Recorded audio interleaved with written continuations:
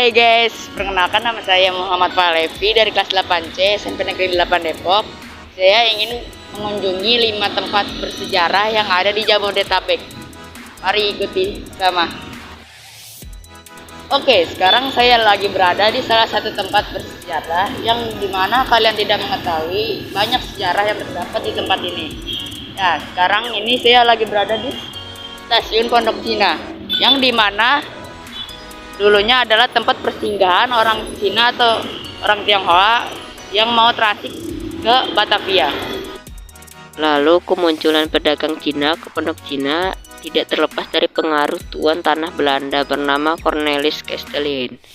Kastelein dikenal sebagai pengembang kota Depok pada zaman kolonial Belanda. Ia membangun pasar untuk mewadahi hasil perkebunan dan pertanian masyarakat. Tentunya keberadaan pasar tersebut menarik perhatian bagi para pedagang Tionghoa. Namun, orang Tionghoa dilarang untuk bermukim di Depok.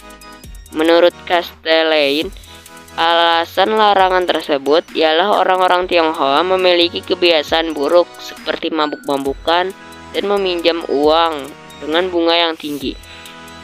Nama Pondok Cina berdiri pada 1703 sesuai laporan perjalanan Abraham van Riebeeck. Banyaknya pondok sederhana yang dibangun oleh para pedagang Tionghoa.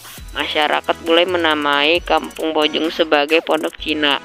Nama tersebut berubah sejak tahun 1918.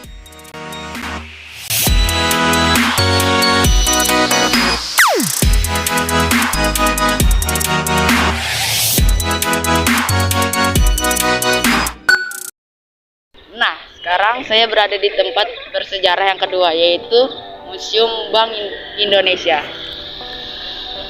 Museum Bank Indonesia dibuka untuk umum pada tanggal 15 Desember 2006. Dahulu, pada tahun 1746, berdiri bank pertama di Nusantara dengan nama Bank Van Koren and Van Lening. Bank ini memiliki tugas untuk memberikan pinjaman dengan jaminan emas, perak, perhiasan, dan barang-barang berharga lainnya.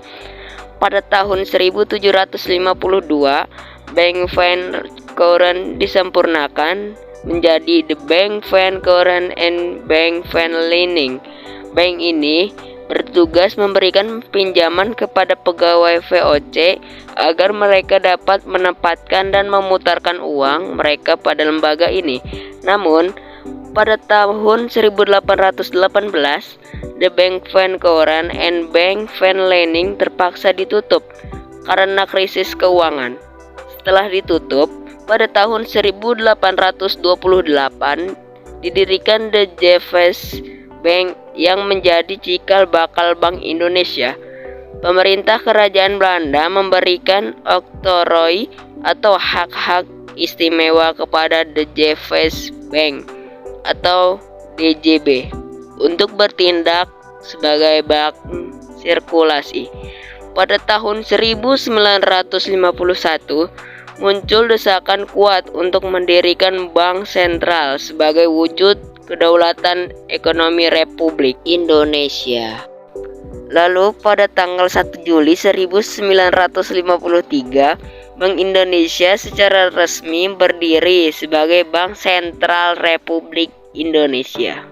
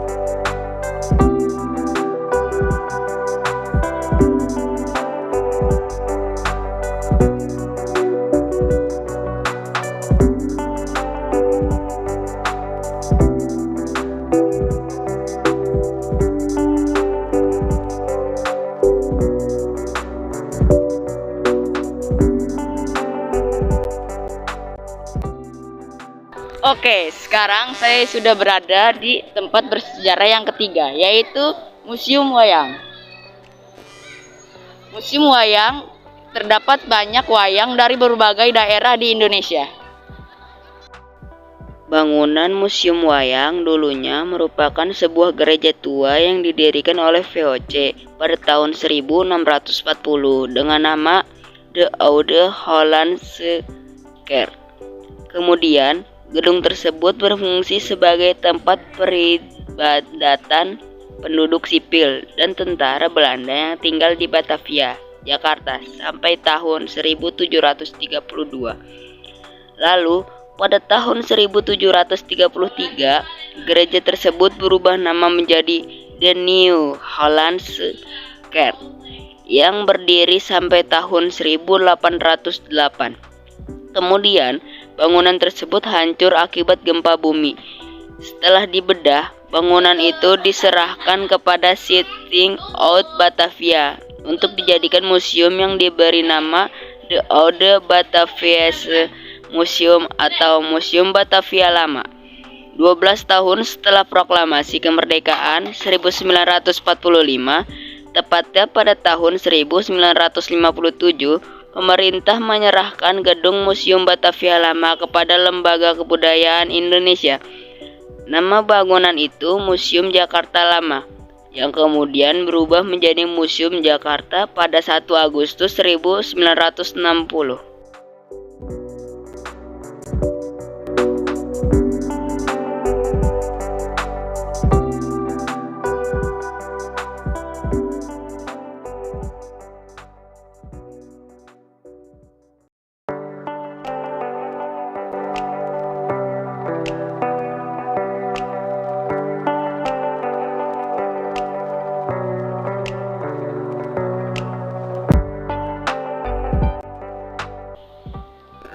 Saat ini saya berada di tempat bersejarah yang keempat, yaitu Museum Sejarah Kota Jakarta atau yang dikenal sebagai Museum Fathahillah.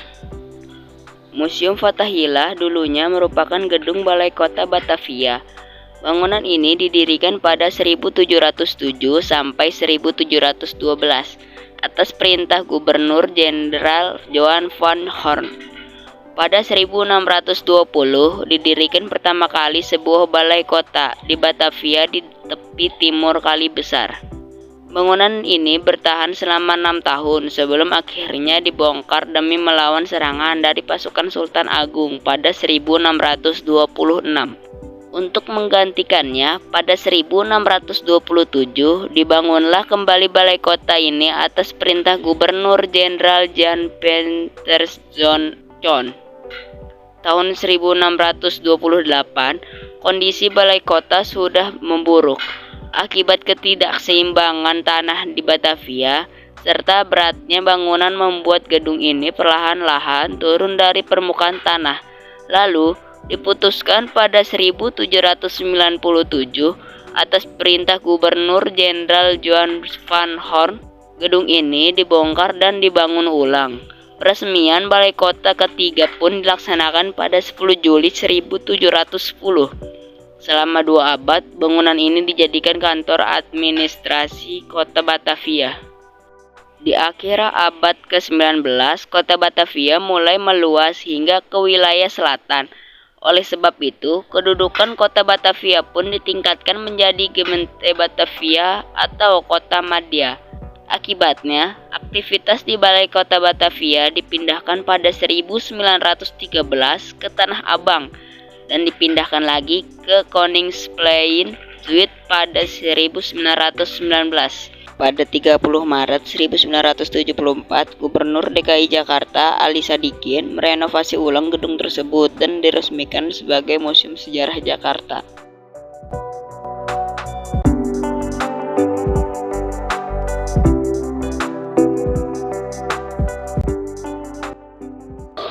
Oke, sekarang saya sudah berada di tempat bersejarah terakhir, yaitu Museum Mandiri.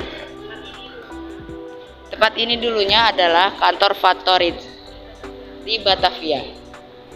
Kantor ini berdiri tanggal 2 Oktober 1998.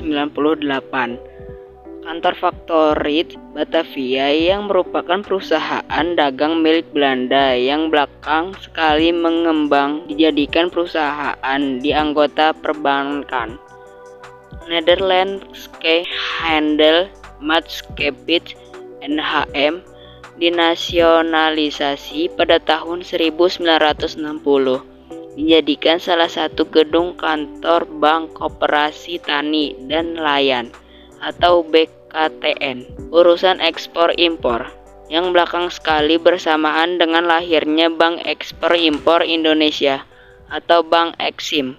Pada 31 Desember 1968, gedung tersebut pun berubah dijadikan kantor pusat Bank Ekspor Impor atau Bank Eksim hingga habis legal merger Bank Eksim bersama Bank Dagang Negara atau BDN, Bank Bumi Daya atau BBD, dan Bank Pembangunan Indonesia atau Bapindo ke dalam Bank Mandiri pada tanggal 1999. Maka gedung tersebut pun dijadikan aset Bank Mandiri. Pada tanggal 2 Oktober 1998, gedung NHM resmi dijadikan sebagai Museum Bank Mandiri. Dari museum ini, kita dapat mengenal cerita mengenai dunia perbankan, berupa sejarah, pengetahuan, dan asal mula alat perbankan nasional.